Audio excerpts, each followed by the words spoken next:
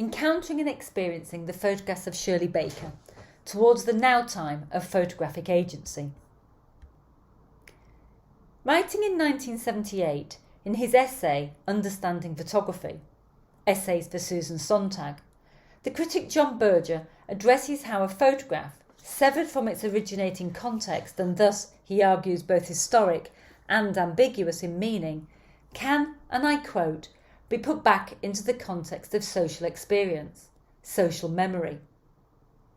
Berger identified two features to achieve this: narrated time, the now time of representation and viewing, and the latent energy of photographs, writing that any photograph may become such a now if an adequate context is created for it. The critic, however, does not identify a singular methodological approach to arrive at this. He refers alternatively to an abstracted constellation of the personal, political, economic, dramatic, everyday and historic that he terms a radial system. In this presentation, I summarise how, as a curator of historical photographs, Berger's system and the photo-narrative experiments of the 1980s that he conducted with his collaborator photographer Jean Moore informed my own curatorial experiments in presenting historical photographs as living entities relevant to the now time of contemporary audiences. In addition, I drew on material anthropology to reconceptualize the ocular inscriptive descriptive content object meaning of photography that had dominated photographic theory for decades. Let me turn briefly to the photographs in question. Between 1960 and 1981, Northwest photographer Shirley Baker photographed in working class inner city neighbourhoods in Manchester and Salford, undergoing a far-reaching council-led urban clearance programme. Her photographs feature children, teenagers, young mums and older men and women, whilst working-age men are marginal figures.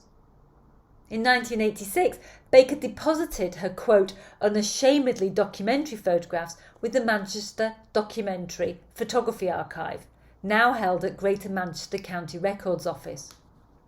Over subsequent decades, these works received limited academic and public attention, and when addressed at all, were principally called upon as evidence of post-war poverty.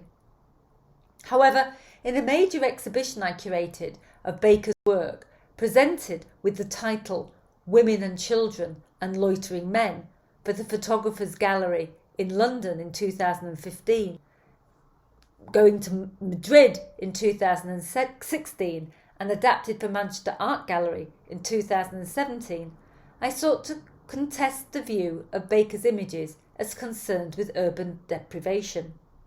Instead, I asked the question, how could I present the work of this relatively unknown photographer in ways that might be relevant to the lives of contemporary audiences? This would require a reconceptualization of Baker's photographs that challenged their framing as social documentary and their performance as historical evidence to alternatively suggest their polysemy and mutability, their performativity and reenactment. A materialist approach to the ontology of photography foregrounds the living context, use and meaning making within the relational and intersubjective field of shifting social interactions with photographs. It considers photographs as ontologically alive, in perpetual emergence, arising from new kinds of formal kinships, as the image-object journeys across time-space, coming into contact with different disciplines and new audiences.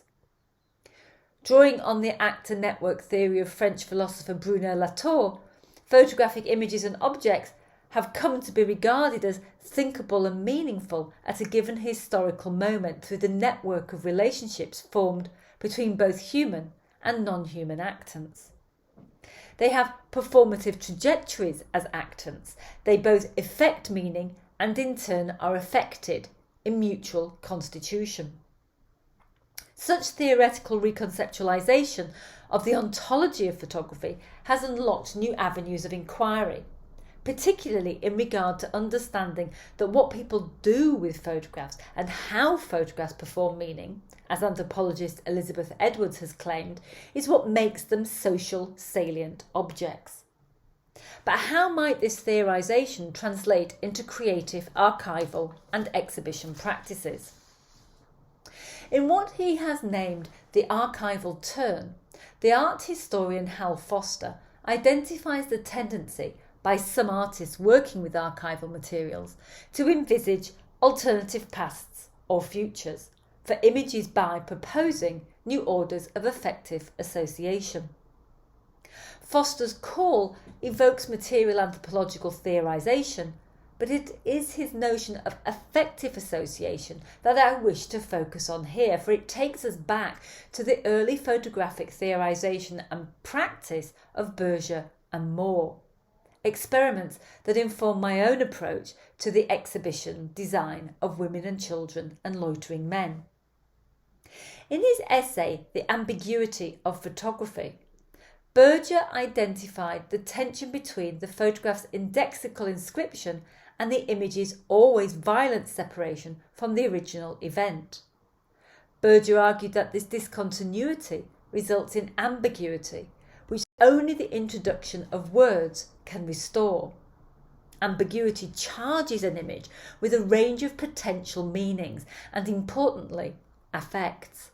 And I quote, "It might be this photographic ambiguity, if recognised and accepted as such, that it could offer to photography a unique means of expression." Berger and Moore explored the idea of photographs as actants with latent energies through a series of visual experiments in their book Another Way of Telling. If each time is a sequence of 150 images presented in a narrative structure of image relations, there is no explicit storyline, and the reader is free to make his own way through these images, meandering in any direction they should choose, without losing a sense of tension or unfolding.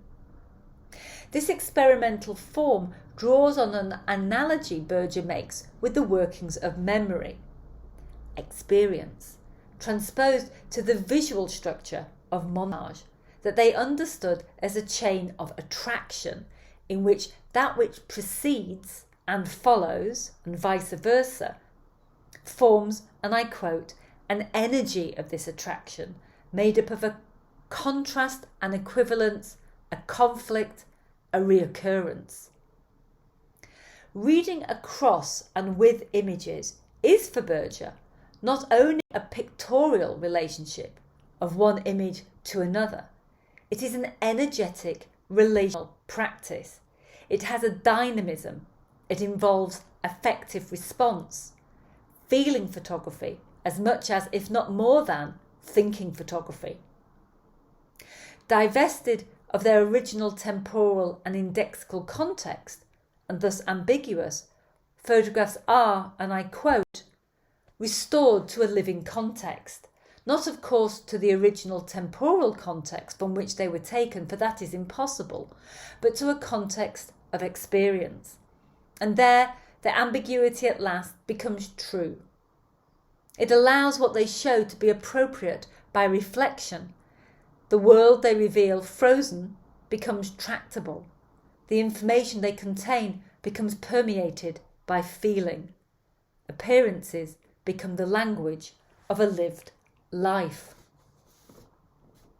I also conceived of women, children and loitering men as a montage of image relations that would encourage audiences to explore and experience Shirley Baker's photographic image objects, not as historical or documentary evidence, but dialectically, dialogically and relationally, so that the space in between images on the wall and between the image and the viewer in space might be imaginative, affective, unpredictable and reflective. As the exhibition toured to Manchester, the city indexically inscribed in many of Baker's photographs, I experimented with implementing Berger's framework of the radial system to innovate a range of dialogical and relational experiences of and encounters with the photographs of Baker, creatively transposing material anthropological theory to challenge photographic indexical inscription as intrinsic to meaning making. And I'll pick out 3 projects here by illustration. Over 6 weeks prior to the exhibition opening, I initiated an oral history project with people who had grown up in the areas Baker photographed, engaging her photographs as complex memory objects. But rather than deploying Baker's photographs as transparent windows onto the past time, in this project, myself and a team of collaborators engaged participants in conversations about how the photographs, visually and as objects, conveyed time, conveyed the past, conveyed biographies and history. These edited conversations went on to form an audio experience of Baker's images, if only pictures could talk, in which audience members could listen via handheld devices whilst going around the exhibition. The audio structure and the relationship of stories heard to images on the wall acknowledged the affective, sensory and storytelling power of photographs and the complex way in which photographs operate as image objects in relation to words in the telling of history. My other method, Tea with a Curator, explored how professionally authored historical photographs could elicit personal connections between people and images. I invited participants to select 2 postcard images of Baker's photographs, then ascribe to them freely associated words. Rather than perform as the knowing, interpreting curator, I subsequently took people into the gallery to find the same self exhibited 2 photographs. But in contrast to the oral history project dialogues, I deliberately eschewed strategies of memory work, so that instead of dialoguing about past lives, our conversations elicited connections with each other, focused on thoughts, our feelings and emotions with the displayed photographs in the now time of presenting experiencing and in the sociality of the exhibition space. My creative research practice pays attention to the many lives of photographs, how we relate to them and what we do with them, and how we construct meaning. Restoring historical photographs to a living context, I suggest, is a consequence of addressing the context of display narratives and providing the conditions for interconnecting knowledges around photographs, and by linking the past with the present and the future. I additionally draw attention to the role of people, audiences, involved in the doing of photography, finding resonance by their own experiences. Berger's radial system is certainly not a blueprint for curating, but I do believe it offers curators a schema with which to consider the value of personalised meaning and effect, conveying an alternative function for exhibitions as arenas for intervening in and effecting the visual economy and social biography of photographs by enabling transformative and affiliative readings of them. Moreover, exhibitions might be re-articulated as frameworks to enable empathic affiliation and facilitate connective engagement beyond viewers' positionality and differences. This is to argue for a reconceptualization of an expanded exhibition as a living experience, as a staging of emergent, relational, dialogical, intersubjective, situated encounters with photographs and with audiences in mutual constitution. The implication for a curator requires a refocusing of their activity from a custodial curation of things to one of social relations. Here, a new emphasis on relationality is key. The relationship between objects with other objects, objects in relation to people, and people in relations with each other. Furthermore, by situating curation as a spatial and temporal process involving people, it is reframed as an effective practice that exceeds the control of the curator, alternatively rehabilitating this role as facilitator rather than custodian, auteur or pedagogue. Thank you.